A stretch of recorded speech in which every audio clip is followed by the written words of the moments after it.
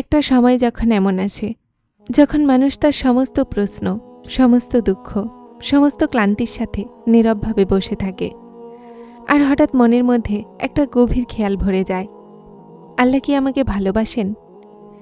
এই প্রশ্ন তখন জন্ম নেয় যখন মানুষ ক্লান্ত হয়ে যায় মানুষের থেকে, সম্পর্কের থেকে, দুনিয়ার দৌড়ে, মনের ধোকায়।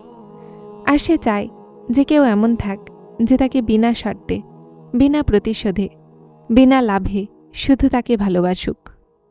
এই ভালোবাসা শুধুমাত্র একজনের থেকেই পাওয়া যেতে পারে, আল্লাহ। কিন্তু মানুষ তারপরেও ভয় পেয়ে যায়। কেন? কেননা তার মনে হয় যে তার গুনাহ অনেক বেশি, তার আমল খুব দুর্বল। সে বারবার ভেঙে যায়, পড়ে যায়, ভুলে যায়, ভুল করে দেয়। তো তার অন্তরে প্রশ্ন জাগে, আমার মতো গুনাহগারকেও কি আল্লাহ ভালোবাসেন? শোনো, আল্লাহর ভালোবাসা মানুষের মতো নয়। আল্লাহ কখনোই ক্লান্ত হন না। আল্লাহ তার হিকমত অনুযায়ী শাস্তি দিতে পারেন, কিন্তু বান্দাকে একেবারে ছেড়ে দেন না। আল্লাহ মাকলুকের মতো বদলে চান না। আল্লাহ বান্দার ভাঙা হৃদয় কেউ জানেন। আর যখন বান্দা খাস হৃদয় ফিরে আসে, তো আল্লাহ তার তৌবা কবুল করেন।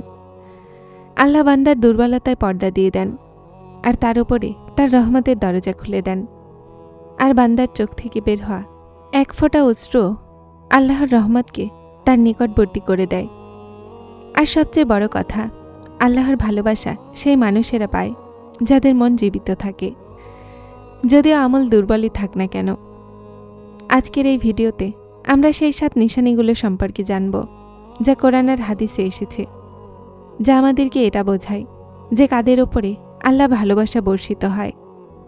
কারা সেই সৌভাগ্যবান বান্দা যাদের ওপরে আল্লাহ তার ভালোবাসা নাজিল করেন?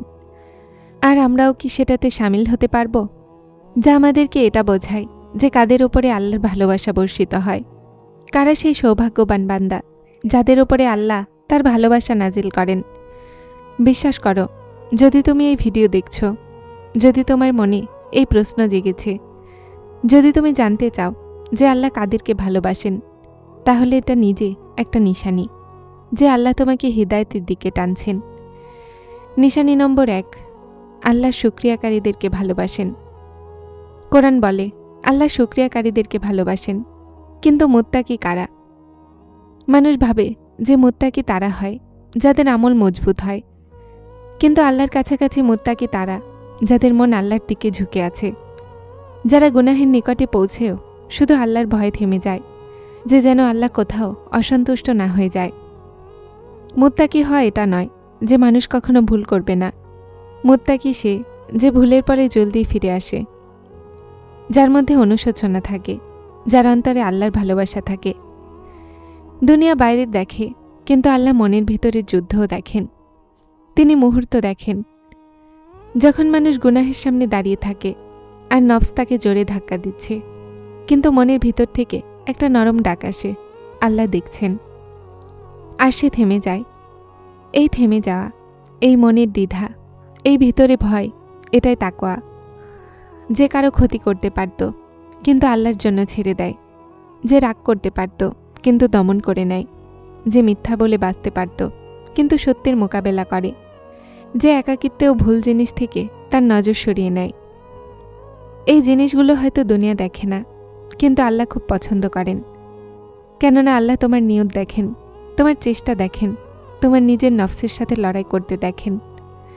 আল্লাহ নিখুঁত মানুষদেরকে নয়, বরং খাস অন্তরসমূহকে দেখেন। মুত্তাকি সেই বান্দা যে ভেঙেও আল্লাহর সাথে জুড়ে থাকে, যে দুর্বল হয়েও নিজের রবের ভালোবাসা ছাড়ে না, যে ভুল করে কিন্তু মন বলে, ইয়া আল্লাহ, আমি দুর্বল, কিন্তু আমি আপনার। আর আল্লাহ এমন অন্তরকে কখনোই রদ করেন না। যে বান্দা আল্লাহর খাতিরে নিজেকে ধরে নেয়, আল্লাহ তার উপরে নিজের রহমত বর্ষণ করেন, তার জীবনে নূর ভরে দেয়। আর এরাই সেই মানুষেরা যাদেরকে আল্লাহ ভালোবাসেন। নিশানি নম্বর 2, আল্লাহ সবরকারীদেরকে ভালোবাসেন। কোরআন বলে আল্লাহ সবরকারীদেরকে ভালোবাসেন। কিন্তু সবরের অর্থ শুধু চুপ থাকা নয়।